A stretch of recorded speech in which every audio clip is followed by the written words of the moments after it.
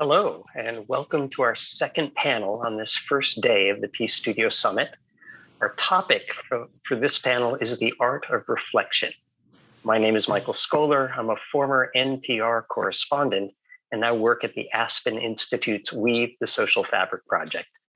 I'm honored to be sharing the virtual stage with former media executive, meditation teacher, and social strategist, Judy Rodgers, sound healer and sculptor, Myda Maghrabi, saxophonist and Qigong practitioner, Travis Laplante, and journalist and founder of The News Yogi, Leslie Rangel. Each has a personal practice of reflection, of going inside themselves each day.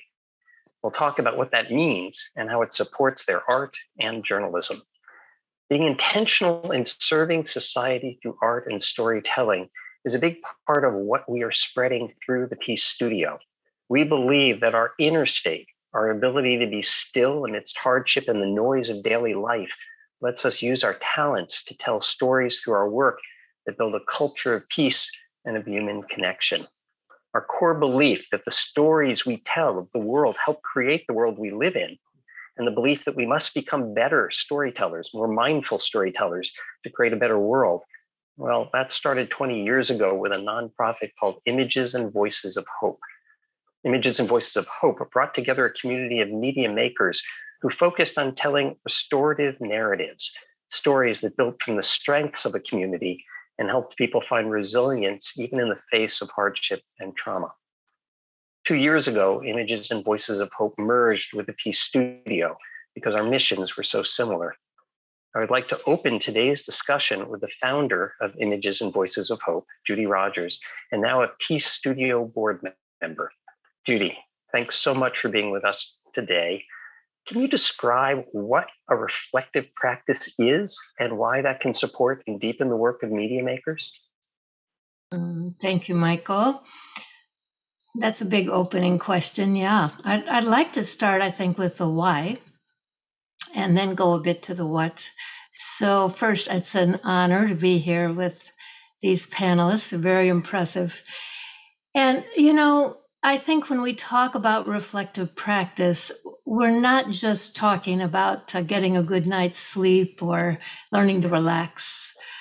What we're talking about is the condition of the mind. So every story that we make, every dance we choreograph, every film we produce starts with a thought in the mind. And the thoughts that come out of the mind can't be any more powerful or elevated than the condition of the mind. And we live in a world where our minds are focused outside, where there's so much going on. There's so much distraction, there's so much fragility, there's so much distress. So our minds tend to take that in. And so then the minds become anxious or fearful or sad, a lot of sorrow. And as the Buddhists say, the world doesn't need our sorrow, right? It has enough of its own. So the thoughts that come out of our minds, if our mind is afraid, our thoughts and our creations will reflect that fear. If our mind is in sorrow, that's what we create. So if we're committed to creating messages of peace and justice, or to restoring hope after some shattering experience, then we can't remain shattered ourselves. We have to know how to bring peace to the mind, how to bring quiet to the heart, etc. We have to be able to turn inside and quiet ourselves and stabilize ourselves and center ourselves so we can work. 20 years ago, this field opened up called positive emotions, and it's exploded since it opened in the mid-90s. And basically, there's a lot of research, but in essence, what it says is that when our minds are in, or when we are experiencing negative emotions, fear, anger, depression, etc., we actually shrink. We actually don't reach out as much. We withdraw. We don't generate as many ideas. We're not as creative. We don't act on as many ideas. And conversely, when we're in positive emotional states, joy, contentment, awe, gratitude, compassion, kindness, etc., we get bigger. We reach out to one another, we connect with one another, we generate more ideas. There's actually a metric called a thought action repertoire to track this generativity that happens when we're in these positive emotional states. So those of us who are journalists or creatives of some sort, we need the quality of mind to produce the kinds of things that will uplift and inspire and move the world. That's why we have a reflective practice, so that we can have that quality of mind and do that quality of work. So the kinds of thoughts that come out of the mind can create at that level. Now, in terms of what is a reflective practice, I mean, there are thousands. There are thousands of reflective practices, and I wouldn't dismiss any of them. I would just say, for what we're talking about, it's not about thinking. We do a lot of thinking. The mind rolls all the time with thinking. But when we move into a reflective practice, we're turning away from that absorption with the world, and we're turning inside. And that world inside is the world of memory and thoughts and feelings and experiences, etc. All of that is that inner world. So when we turn inside, then what we see, what comes into focus, is the condition of our minds, for example. We can tell if the mind is racing, if the mind is in anger, if the mind is exhausted, if the mind is in despair. We can see that when we turn inside. And we learn then to quiet the mind, to bring peace to the mind, to invoke a kind of inner strength. It's the same with the heart. You can see the heart. You can feel what's going on with the heart.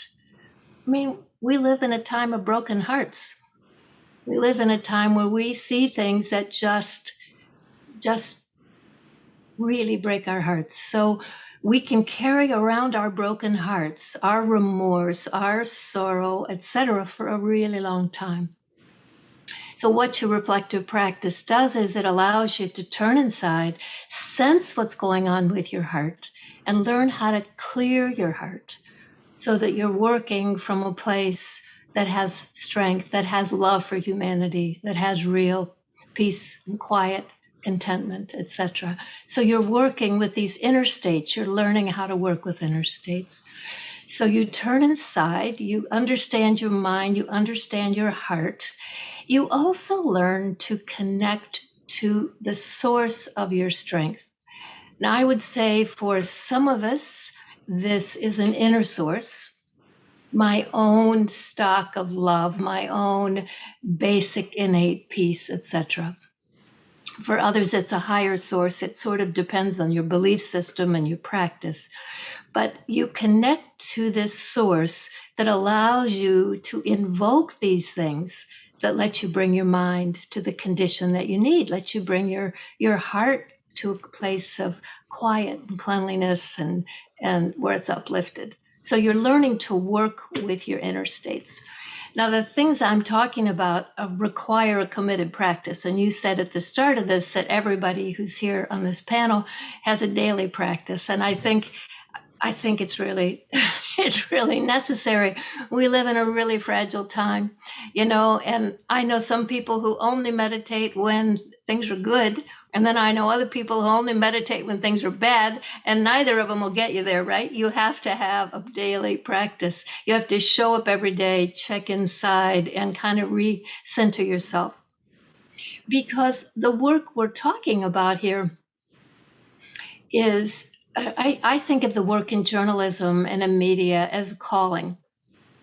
As a vocation. We say, okay, we understand that the work we do drives the public discourse. It affects what people talk about at home. It affects their ability to rebuild after tough times. So we have to be able to take ourselves to that place where we feel we can do that. And I think when we do that, when we're able to keep this committed practice and to work from this high ground, then the thoughts that come from the mind produce this work that we're talking about for these 3 days of this summit. Inspiring, life-giving. It allows you, I think, to see the seed of life even when things are really dark. And it allows the creator to see the arc of recovery and to convey that to those who are experiencing his or her stories or pieces of art, dance, etc.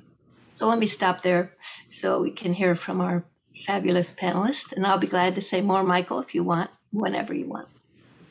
Judy, what I'm hearing is that in many ways, our own practice and ability to restore a sense of stillness and a sense of stability amidst this world that you describe as breaking our hearts almost every day with news that we hear, that in many ways that practice enables us to then tell stories that restore for others and for communities and society at large a sense of strength and stillness amidst the hard world. Is that right? Yeah, I think that's what distinguishes this group of journalists and media makers from the crowd, because most people don't take the chance to reflect. And so what they do is they simply react and send back to the world the heartbreak that they just went through. So they're just reverberating that same anguish or upset or sorrow back to the world. But human nature is actually, by nature, we're pretty resilient. According to the psychologist, 80% of us, no matter how badly we're knocked down, will get up, dust ourselves off, and begin to move forward. And there's actually a big body of work that says that after trauma, after really hard times, we often end up stronger, wiser than we were. So for the journalist or artist or storyteller to be able to track the arc of recovery and help people see that there is a seed of life here for them, that requires that we do that work first. Thanks so much, Judy. I'd like to bring in the other panelists now, and all of you have found a different way of finding that inner stillness, of restoring your stability, what Judy so eloquently kind of described for us.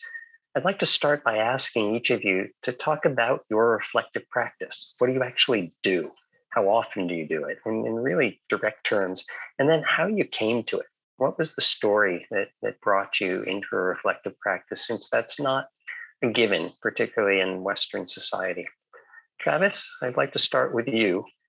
Tell me a little bit about your reflective practice, how you came to it, and how that affects your music.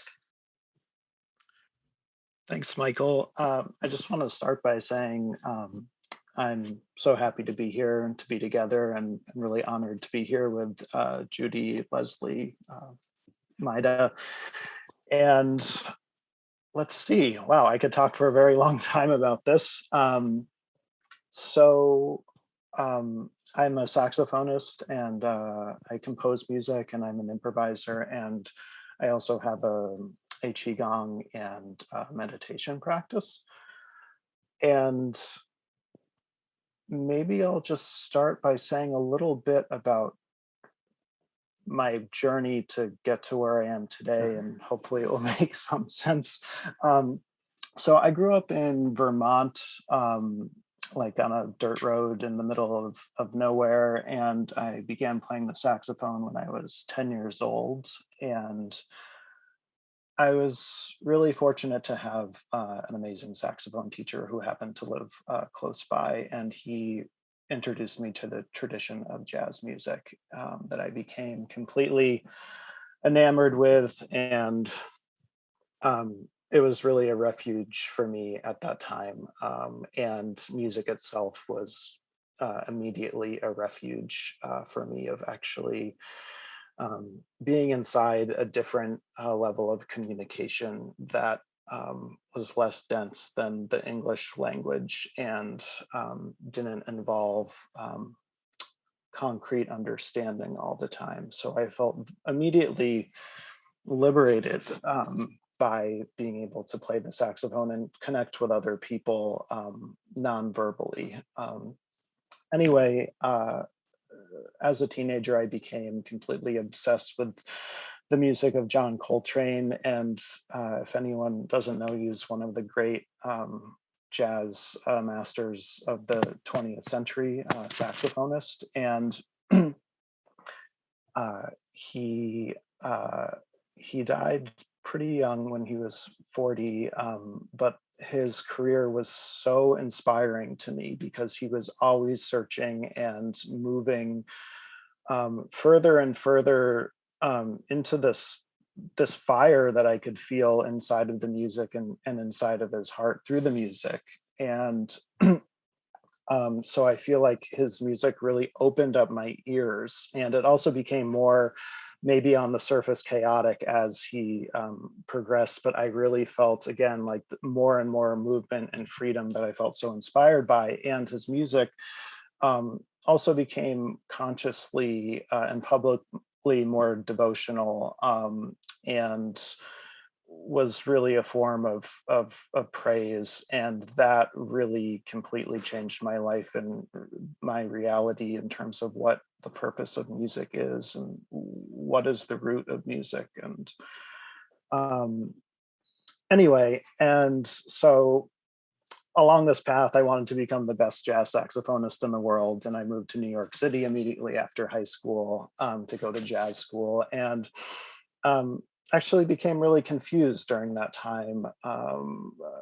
There was something about, I think, being inside a particular institution and actually feeling less freedom, and certain people's just opinions in terms of what the word jazz is and is not. And I was realizing that it wasn't, I think, for me to completely base my life around music that was made in 1958 and nothing more current than that. So I went through a period of really exploring other kinds of music, and I felt very fortunate to really find this underground music scene that was happening in Brooklyn, New York, where musicians and bands from all traditions really were coming together and playing in different basements and lofts and people's apartments. And there was just this wonderful sense of community and kind of breaking down the walls of genre and names and meaning, and was more about just direct connection and communication. So I feel very grateful for that experience. And around that time, however, I was also holding down this really intense full-time sales job, and I was touring in a band and trying to keep a relationship afloat, and was completely overwhelmed. And anyway, I one day fell down the subway stairs on my face, and from then on was suffering with severe vertigo for many months, where my vision was just shaking, nothing was still. And it was terrifying. And I exhausted all of Western medicine. I had MRIs and ear tests, and really the only feedback I was getting is, you have vertigo and we don't really know why. And yeah, it was like living in hell, honestly. I woke up every morning just praying that, please, can I open my eyes and can everything please be still? And I would open my eyes and there would just be this really scary movement happening. Um, anyway, so I had a friend who was having back issues, and I was telling him about my state, and he's like, "Well, have you ever tried acupuncture? It's really helped my back." And I said, "No, but I am completely desperate, and I'll try anything." So I went to an acupuncturist in Vermont and was completely terrified of needles, completely.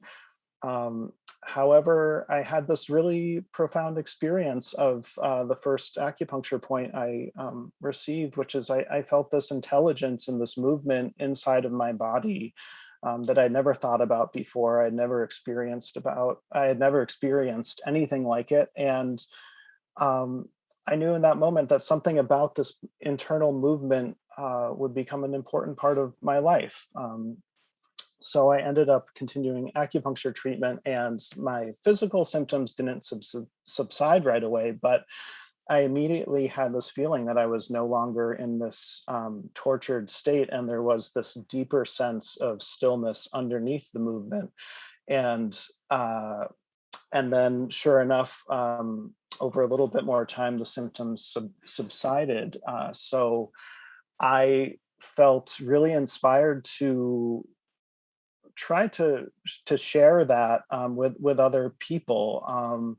And I was contemplating going to acupuncture school around that time, but I didn't want to give up music or my touring schedule. So a friend of mine said, "Oh, what about Qigong?" And I'll just pause here and say really briefly that Qigong is a Chinese healing art. It originated in China. It goes back before the paper trail. We don't know how old it is, but in simple terms, it's the mother of Tai Chi. Tai Chi at heart is a martial art, and Qigong is a healing art. And it consists of, again, there are many different styles and kinds of Qigong, but just very slow, gentle, meditative movements. And the story that I've been told by my teachers that it was created by highly conscious people who were whatever you want to call it, attaining high states of enlightenment. However, their bodies were completely falling apart because they were sitting all day long. So these really simple movements came into existence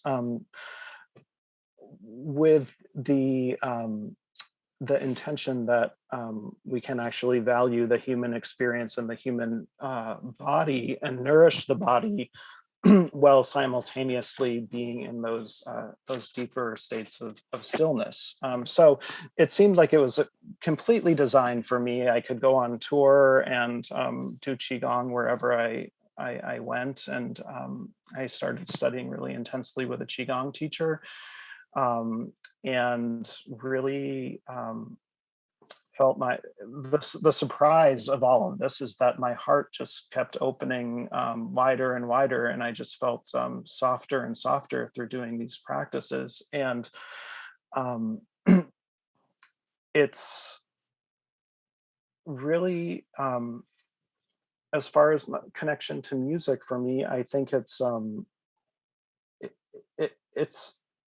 allowed me to put in perspective what music is for me, which is this deeper level of communication, and that it's not actually about me. It's about the divine, the chi, the life force that's everywhere and that's between all of us, and has allowed me to live something of that devotion that I was so inspired by John Coltrane at an early age. So it's really allowed something to come together in my life, and it's really it's saved me a tremendous amount of time because I have more ability to focus and to play music from my heart, honestly, to put it in simple terms. Like there's a connection between my ears and my heart now that I don't think would have been there before. And I'm so grateful for that. And I'll leave it there for now. And thanks for following me on that. I know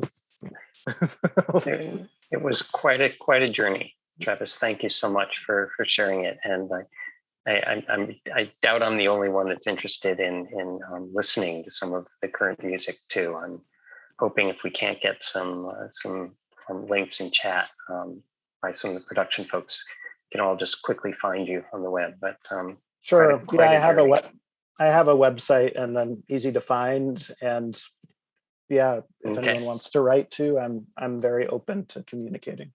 Yeah. Thank you. Myda, let's turn to you. I'll ask you to speak about how your sound practice kind of moved into sound healing, and you know, and your art, and how you came to this reflective practice and how it's affected your life. Thanks, Michael. It's interesting because it's funny to hear you say like my sound practice, because it's relatively new. I've always been a visual artist. Actually, I haven't even always been a visual artist, to be honest. A lot of my artistic practice and reflective practice have kind of evolved out of a necessity for each other. Just sort of moving through life, as we do. A need to be able to deal with life arose, and so I started, when I was having just emotional strife, I turned to art. It was almost like an oyster has the need to create the pearl around its abrasion.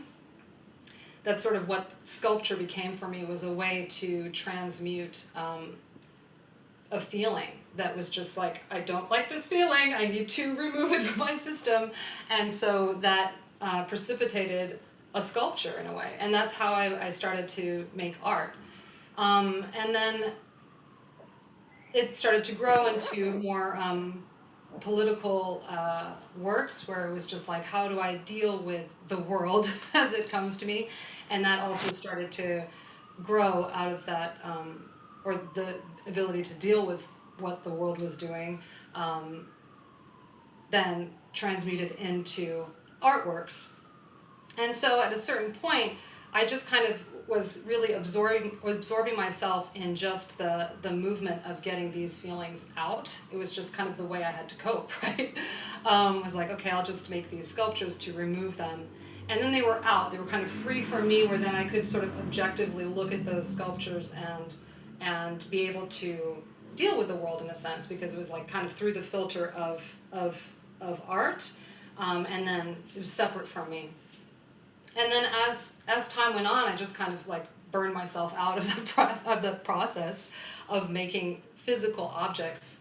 And it kind of paralleled also my movement in towards yoga and the teaching of yoga, where then instead of sort of focusing on the pain and the suffering and being able to sort of transmute that, I was like, well, why don't I actually focus on the joy and the understanding and the process of learning and evolving itself, and being able to transmute that into more joy for others. And so then I started focusing my creativity towards teaching and being able to, and that actually almost became an installation of sorts, like, taking an idea just as much as I would with a sculpture, but taking an idea and really being able to share it or tell the story of it through a class. Like, what does joy actually feel like in the body, and how can we then grab onto it? Like, how do you kind of engage muscles and mind to be able to actually create and cultivate joy?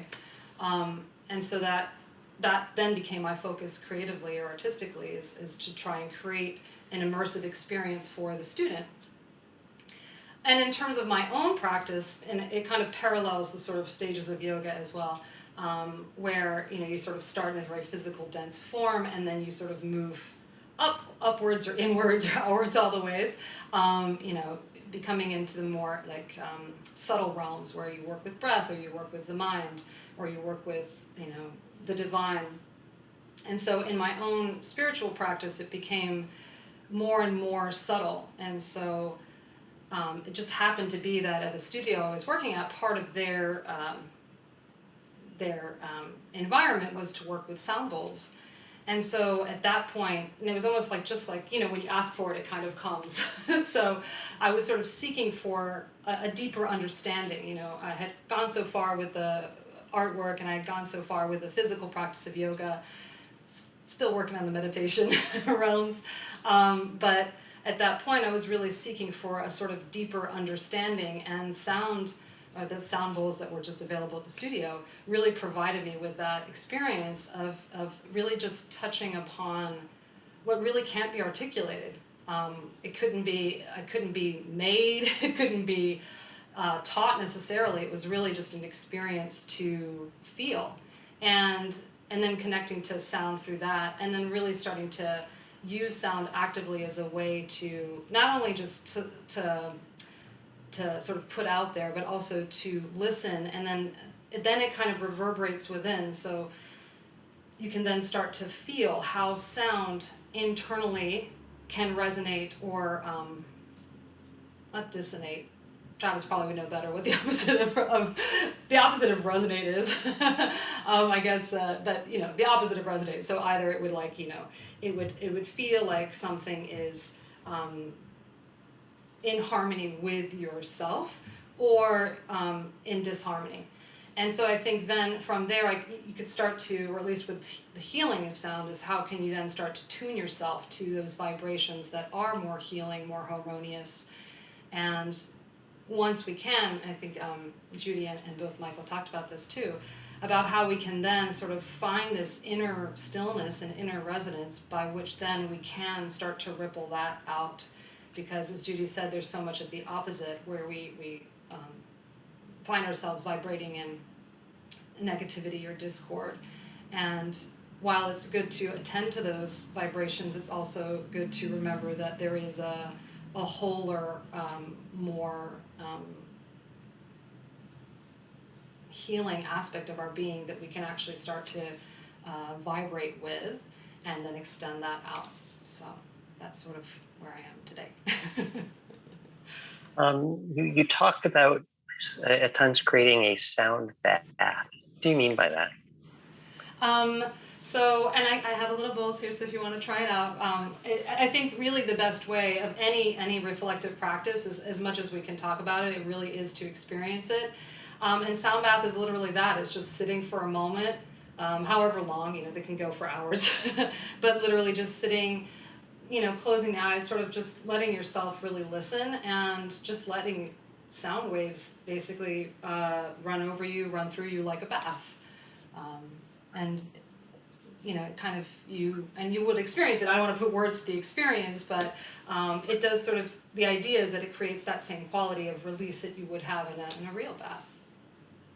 So if you can do it for a moment to just give us a feel, that would be wonderful. Because as absolutely. I think we've been learning as we've been talking, that it's very hard to express these things in words. I think you guys are doing a good job, but just maybe a minute's worth of sound for us. Absolutely, I would love it. So just, if you can, I know it can be kind of awkward, but even if you just sort of soften your eyes or close your eyes for a moment, and just take a deep breath in and out.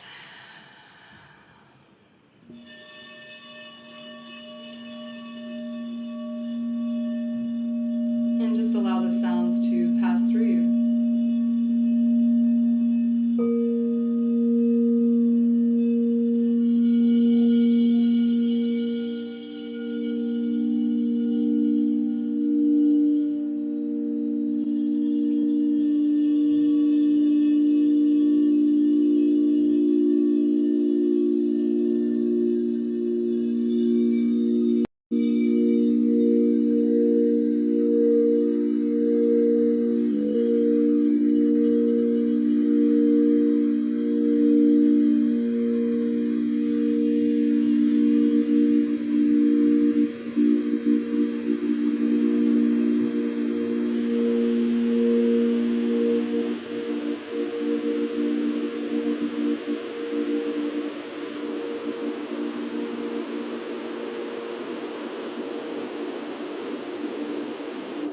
Thank you, Myda. That was lovely.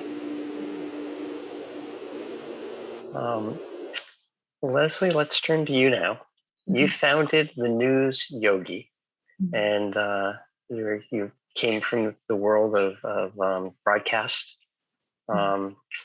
And the News Yogi, as I understand, is a studio that offers both research and what you call psychology-based yoga and mindfulness. That these are tools to help journalists cope with the stress, anxiety, and trauma of what has become a scary world, and every day journalists are covering that. You've mentioned that yoga is more than just a set of poses. I think people think of yoga as something physical. They don't think of it as something psychological or spiritual. Now, can you describe what the psychology is, and a little bit about how you came, your journey from journalism into actually teaching yoga to journalists? Yeah, thank you so much. I'm so excited to be here. I really loved, I'm actually going to be a good journalist, and I'm going to quote a great source, Judy. I loved what you said. You said journalists who are not in that reflective practice are really reverberating the chaos and the heartbreak. And so I think my goal with yoga for journalists is when we can reflect, we can help others heal from this collective trauma that I believe we're all experiencing. And that's the basis of what the News Yogi is. And I always like to offer, if we can't see ourselves as humans, how can we go out there and tell these human stories, right? These stories that are so important. And so that's how the News Yogi came about. I was at the time working in Oklahoma City, and really had sold my soul to news, and my life was news 24/7. Everything that had to do with news, I was there doing it. And there were two incidences that happened that I believe really almost took my soul away. And the first one was in the middle of all of this coverage. My partner at the time I was covering storms in Oklahoma City, and storms in Oklahoma City oftentimes mean tornadoes. And so at the time, I got a call from him as I'm out actually covering these storms. And he said to me, Leslie, I'm at this location. The skies are really dark. I'm not quite sure what to do. And on the other line, my photographer that was with me was telling us the same intersection and telling us that there was a tornado that was on the radar. And in that moment, I really did not know what to do. It was up to me. I had to somewhat talk him through, where are you at? Are you in a safe space? Can you get to somewhere safely? And in that moment, it was just that traumatic experience stuck with me, and not really knowing in that moment what to do, and not really at that point in time having a reflective practice to be able to take a breath and for a moment let that sink in, what was happening. And so within the next week or so, I was covering a political rally, and there were some divisive comments made about Mexican Americans. And I'm a first generation Mexican American. And in that instant, in that moment, the bit that was said, I really felt it, and I really broke down and emotionally. And I think it was in that moment that I realized something is wrong. My emotions are on the surface, and they're bubbling, and there is something more that's happening here. And so I think it's in that moment that I really turned to yoga to be able to know really what to do with these emotions, and to be able to create some space for myself to be able to reflect back and be okay with taking some space back and taking some space away from news. Because I think at that point, I really had given my all to news and to journalism, and to always being there to, I think many journalists think that if we always say yes, and if we're always there for the career, I think a lot of us think that that's what's going to make us better journalists. And to a certain extent, yes, do a great job as a journalist. But again, I go back to, if we can't see ourselves as humans, how can we go out there and tell these human stories, these people that we're interviewing on a day-to-day basis? And so I started yoga practice, and I learned from a great teacher of mine. I started practicing Ashtanga Yoga, which is a form of yoga that is very disciplined. It's 90-minute practices, and it involves meditation. And my teacher is a direct lineage from BNS Iyengar, not BKS, BNS Iyengar, who has a school in Mysore, India. And it was a beautiful experience to be able to find a practice that I could come to in those moments of high stress, because undoubtedly that's what news is. News is a very high stress career. And so how was I going to be able to learn some tools to help as I was going along in this career? And so my practice evolved and it continued. And at the height of the pandemic, a good friend of mine came to me and she said, Leslie, I mentor a group of young journalists who are coming up in the industry, and you seem to have it all together, to which I laughed. But she said, I'd love for you to lead a meditation practice because I know you do yoga. And being a little nervous in being able to talk about some of these concepts like energy and breath work and pausing, I wasn't quite sure how that would land for journalists who are, very research, very data driven. So reluctantly, but excitedly, I said yes. And I led the practice. And as soon as I was done, I was met with silence because it was over Zoom, of course. And within seconds, it was like an all at once thing. They said, where can we do this? How do we do more of this? And it was such a beautiful moment for me, because I think in that moment, it really opened my eyes to the fact that I think collectively as a society, we are actively craving more space, more opportunities for reflection. And so that's how the News Yogi was born. And given that, of course, I am a journalist, I knew that being able to share some of these concepts of being able to pause and listening to our energy and understanding what imbalances in terms of chakras are and doshas and Ayurveda. I knew that some of these concepts might be a little foreign for a lot of journalists. And so I sought out the research. I said, there must be something that can show what this is. And there's so much research out there. And I found a teacher in California. She's a very just beautiful practitioner, Ashley Turner, and she teaches psychology. She teaches yoga through the lens of psychology, which is, the term yoga psychology. She's a psychotherapist. And what she has really taught me is how we can merge the thoughts of Western and Eastern and really bring them together in a way that they line up beautifully. Scientifically, when we think of meditation practice, right? Meditation is just the idea of being able to really create space in the mind and focus on one thing, whether that's your breath, whether it's something a little more tangible, maybe just focusing on a rock or the texture of something, whether it's a walking meditation, you're really observing the trees.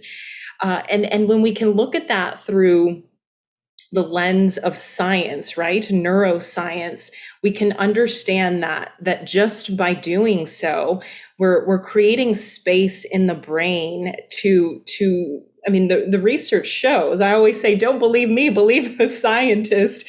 The research shows that just by the simple act of practicing breathing, it's actively increasing the gray matter in our brains. And so why does that matter? Because scientifically, through the neuroscience, when you look at the gray matter that's increasing, it's directly correlated with being able to control our emotions. And I go back to what Judy said, being able to control our emotions. As journalists, we have such an incredible power, which I think over the last couple of years has really if that understanding wasn't there, I think the last couple of years have really amplified the power that journalists have and really the responsibility. And so I think when we can do our self-responsibility of being human and creating space and taking the time to really reflect on who we are and reflect on what's happening within us, and in turn, telling our own story to ourselves.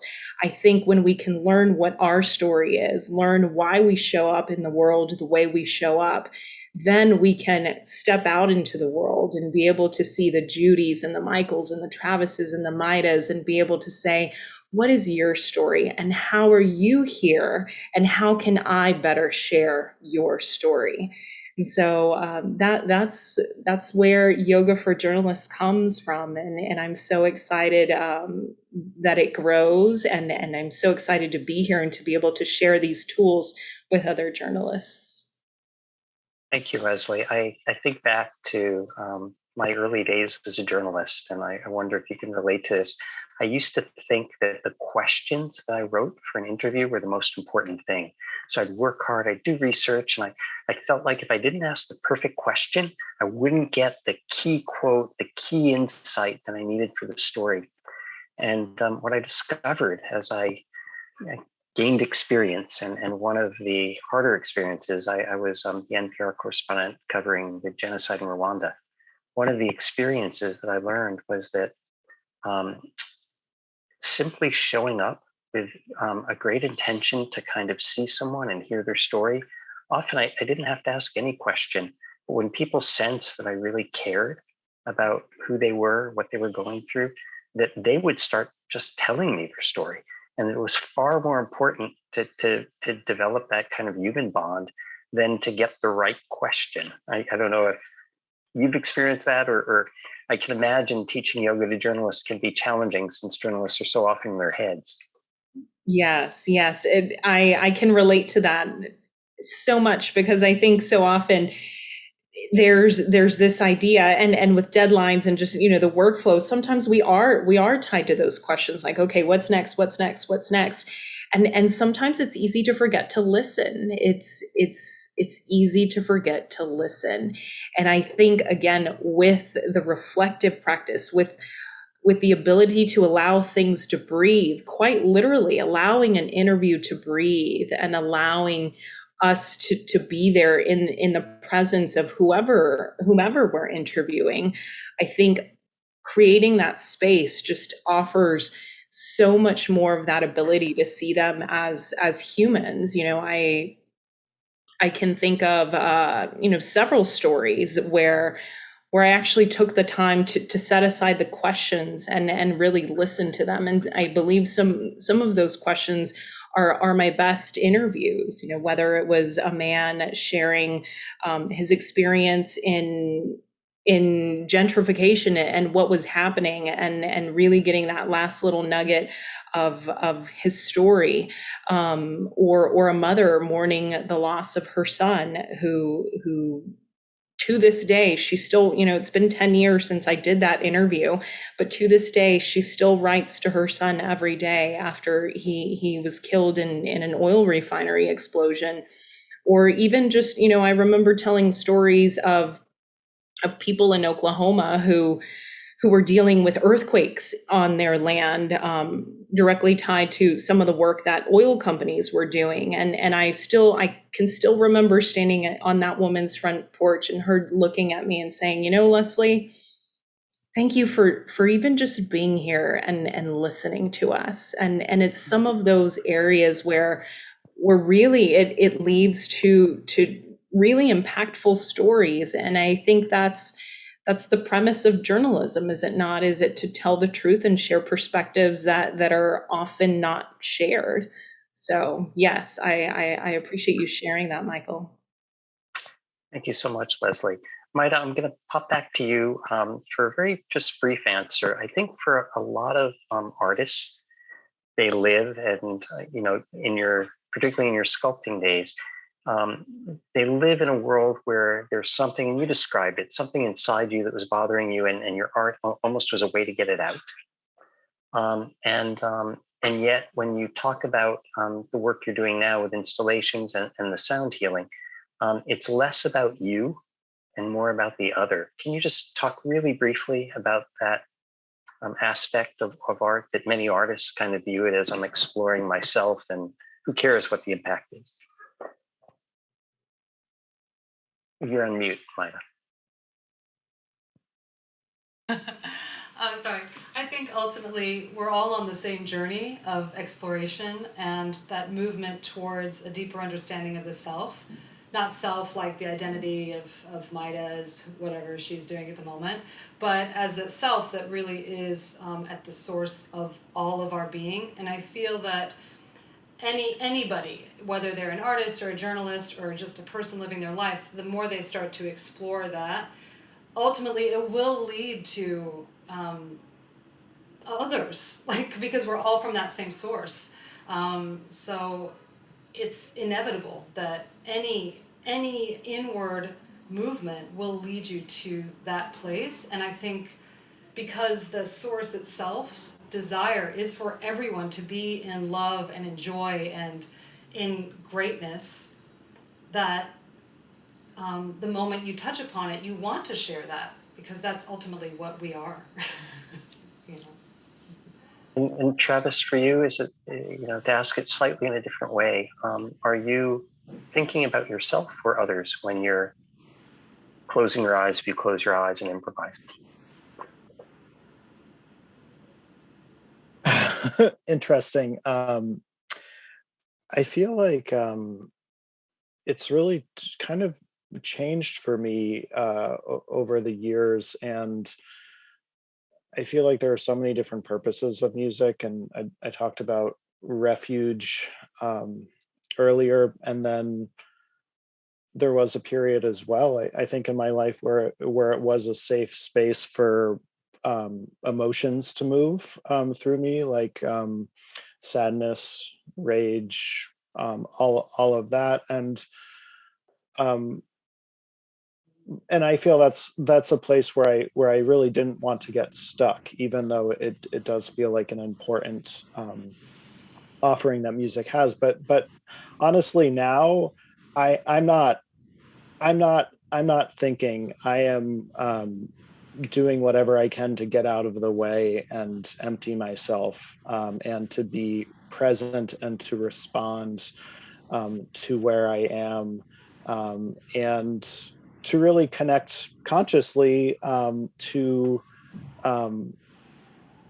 both the earth and heaven in terms of Taoism and Qigong, and that's it. It's really simple. I'm not. It's there's no separation between the audience and myself ultimately, because we are one, and I think concerts are an experience of that. It's one of the few forms that still has a scent of sacredness, that people are being gathered together to let that separateness dissolve.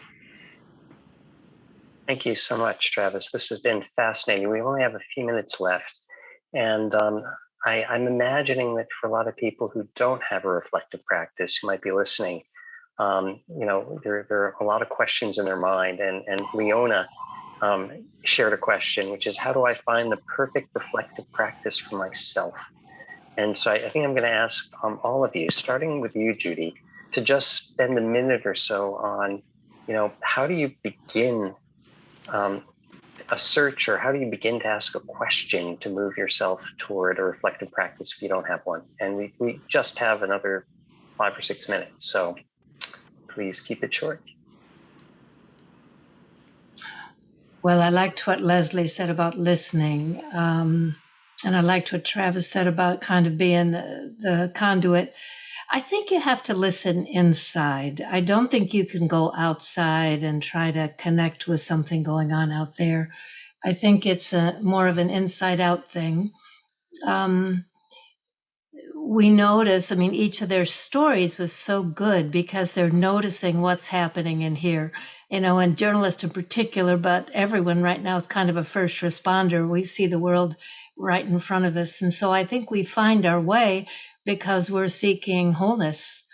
We're seeking to feel well. We're seeking to be at peace. We're seeking to have that love for humanity. And so I think as long as we're true to that search, we find our way. There's always these sayings: when the student is ready, the teacher shows up, right?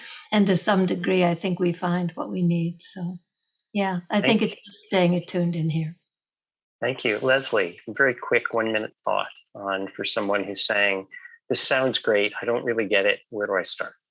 Yeah, I think same thing, listening to yourself. One of my favorite things to do is journal. Just waking up in the morning and free conscious, writing, what am I feeling? And I think too, it's important even just culturally to find things that reflect with you. For example, I love yoga, but this morning I needed to salsa dance. It's part of my culture. It's what I do, and so I think really turning inward and finding what can help you connect to a little bit of that space where you can just feel. Yeah, I think just feel. Thank you. Myda. It's interesting because I've been asking myself that question a lot, even though I have all these practices. I'm sort of at this point where I was like, what do I do? Like, I want to feel better, but I'm not exactly sure what it is. And literally, it's like a moment to moment, like, okay, I'm gonna run. Okay, I'm gonna dance. Okay, I'm gonna just sit. And it seems almost frenetic in its search, but in the search, actually, the more I start to practice it, the more I start to say, okay, yeah, this is actually what I need right now. And so I kind of sympathize with, I think you said her name was Leonora. Like, I sympathize because especially at the beginning, there is so much to pick from and you're just like, I don't know. And I would say like, well, just try everything, and whatever sort of like, oh yeah, that sort of worked for that moment, then keep doing that. And then when that doesn't serve you, try a different. And then at some point you do have all these tools by which you can then start to be like, okay, yeah, this is what I need right now, and this is what I need right now. Thank you, Myda. And Travis, your thoughts? I agree with everything that everyone said. And on a more practical level, I would recommend really just sniffing around for a teacher or a group that you resonate with. And it's fine to window shop for a certain amount of time, but then to really find someone who you really trust and feel safe with. And so I think the importance of a teacher is something that is extremely overlooked in this time for good reason. But I do think we can't do this on our own. And I know I can't do my practices on my own. So, I mean, I can on a physical level, but I need to be connected to others and have companionship and a teacher, and that's essential for me. And so I would say really try things out, find someone who you really resonate with, and again, someone who you trust and feel safe with. Yes, it's ultimately about connection. And thank you. It reminds me a bit too of the Don Juan quote in the Carlos Castaneda books, where Don Juan advises him, try a path. If it has a heart, stay on it. If it doesn't, try another path. I'm kind of garbling that, but that's the basic idea. Thank you all so much for joining us today. Thanks, Michael. Guiding us. It's been an amazing panel. I encourage those of you who are listening to try to find a path and see if it has a heart. Find your own reflective practice. See what resonates or what doesn't, and follow your heart. Do stick around for our next workshop titled "Emphasizing Humanity in Journalism," and I hope you'll stop in often over the next 2 days of the Peace Studio Summit. There are amazing performances, amazing panels, amazing workshops. But it's been a pleasure to have time with you today. Thank you.